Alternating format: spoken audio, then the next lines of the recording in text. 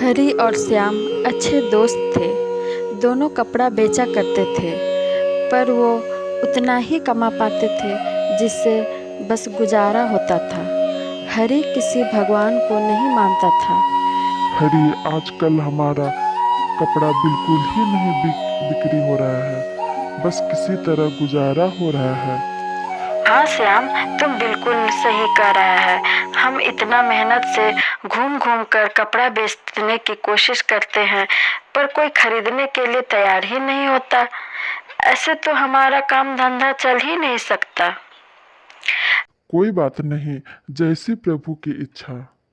तू जानता है, मैं प्रभु में विश्वास नहीं करता।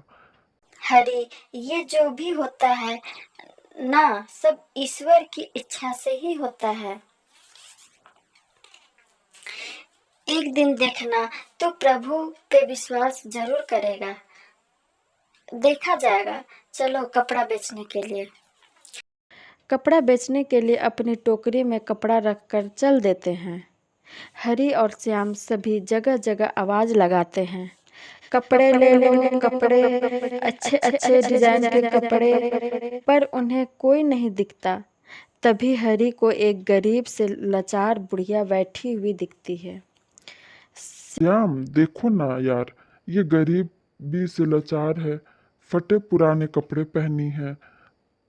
तो क्या हुआ? तुझे नहीं लगता हमें इसकी मदद करनी चाहिए?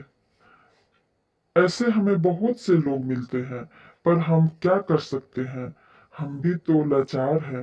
अब हमारे पास भी कुछ कहाँ है जो जिससे हम किसी की मदद कर सकते हैं? हम कुछ भी नहीं कर सकते, तो कम से कम हमारे पास जो कपड़े हैं उनमें से एक कपड़ा तो दान कर सकते हैं। इससे इन्हें भी अच्छा लगेगा और हमारी मदद भी हो जाएगी। ठीक है, तेरा इतना ही मन है तो इस बूढ़ी अम्मा को हम कपड़ा दे देते हैं। हरी और श्याम दोनों उस बूढ़ी अम्मा को कपड़ा देने के लिए चल देते हैं। माँ जी, इतनी फटी पुरानी कपड़े पहने हैं, लीजिए हमारे तरफ से ये कपड़ा। भगवान तुम दोनों का भला करे बेटा।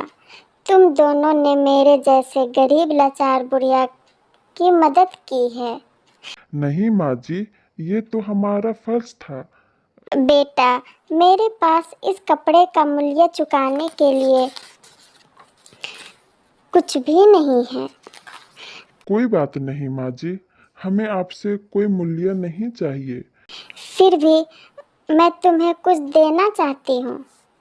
अगर आप कुछ देना ही चाहती हो तो आप इतना आशीर्वाद दो कि जो हम काम कर रहे हैं उसमें थोड़ी बरकत हो, जिससे हमारा गुजारा हो सके। मेरे पास और तो देने के लिए कुछ नहीं है, पर मेरे पास ठाकुर जी की मूर्ति है। इसको तुम ले जाओ। इसकी मैं हमेशा सेवा करती थी, पर अब मैं इनकी सेवा करने में असमर्थ हूँ। अगर तुम इनको लेकर जाओगे तुम्हारे साथ, तो तुम्हारा और इनका दोनों का भला होगा। हरी श्याम की ओर देखता है। अरे, तुम्हारे पास भगवान खुद आए हैं, इन्हें मना ना करना। ले ले ठाकुर जी को। हरी ठाकुर जी को लेकर अपने कपड़े वाले टोकरी में रख दिया और घर जाकर अपना मंदिर में सजाकर रख दिया। फिर रोज दिन ठाकुर जी की पूजा अर्चना कर वो अपना काम पर निकलता था, जिससे उसके कपड़े बेचने के काम में बहुत तरक्की होती थी।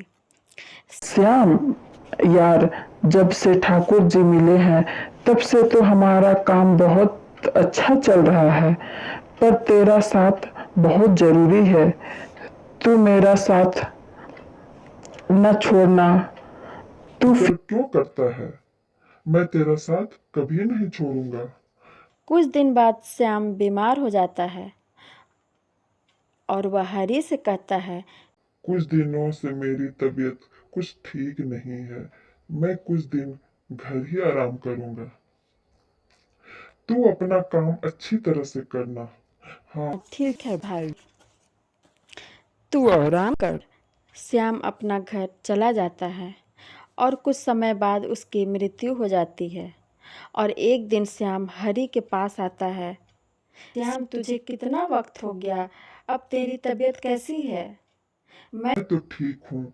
तू बता, तेरा बिजनेस कैसा चल रहा है? ठीक चल रहा है। है, पर तुम यहाँ मेरे साथ नहीं था तो कुछ भी अच्छा नहीं लगता था।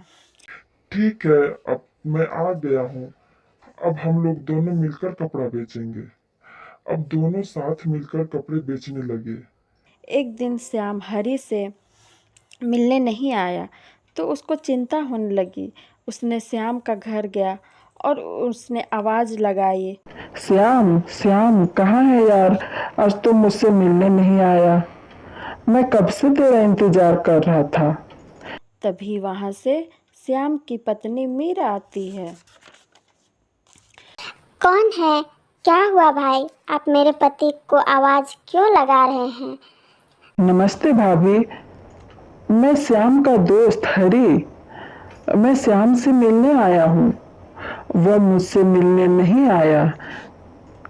मीरा अपने आँखों में आंसू भर लाती है और कहती है, भैया, उनके गुजरे तो 2 महीना हो गया और आप कह रहे हैं वो आज हमसे मिलने नहीं आए। अब वो नहीं आ सकते। ये आप क्या कह रहे हैं भाभी? वो कल ही तो मुझसे मिलने आया था। आज वो मुझसे मिलने नहीं आया तो मुझे बेचैनी होने लगी। श्याम भाई ही जो है जो मेरे कपड़े बेचने में मदद करता था। भैया, ऐसे कैसे हो सकता है? उसने तो मेरे से 2 महीने पहले ही मुंह मोड़ लिया था, तो आपसे कैसे मिलने आ सकते हैं? हरि के पैरों से जैसे जमीन ही खिसक गई हो। और फिर हरि हैरान हो जाता है। आखिर श्याम का रूप में हरि से मिलने कौन आता था? वह अपने घर की ओर चल देता है। तब उसे वही बूढ़ी अम्मा मिलती है। हरि ने बूढ़ी अम्मा को सारी बातें बताता है। बेटा, जिस दोस्त का बात कर रहे हो वो और कोई नहीं, वह स्वयं ठाकुर जी थे जो तुम्हारी मदद श्याम के द्वारा कर रहे थे। तुम उनको नहीं मानते थे, आज उन्होंने साबित कर दिया कि ठाकुर जी सबके करता धरता है। श्याम ने तुमसे तुम्हारा साथ देने का वादा किया था और ये वादा ठाकुर जी ने निभाया है और श्याम बनकर तुम्हारा साथ दिया। हरि हैरान हो जाता है यह सब सुनकर और भागा भागा अपना घर पहुंचता है जहां ठाकुर जी की प्रतिमा रखी हुई होती है। वह ठाकुर जी के प्रतिमा के आगे नतमस्तक होकर माफ़ी मांगता है। मुझे माफ कर दो भगवान, मैंने आप पे कभी विश्वास नहीं किया और आपने मेरा मुसीबत में भी साथ दिया। आज के बाद सदा आपका सेवा करूंगा और सदा मैं आपका स्मरण करूंगा। और अगले ही दिन कृष्ण जन्माष्टमी थी। हरि ने बाल गोपाल को पंचामृत से स्नान कराया, सुंदर कपड़े पहनाकर उनकी जन्माष्टमी बहुत धूमधाम से मनाई और उसी समय से हर साल जन्माष्टमी मनाने लगा। आशा करती हूँ कि वंदना परी की ये कृष्ण जन्माष्टमी की कहानी अच्छी लगी होगी। तो please like, share and comment करना बिल्कुल ना भूलें और नए होंगे तो सब्सक्राइब करें। आज के लिए बाय बाय दोस्तों।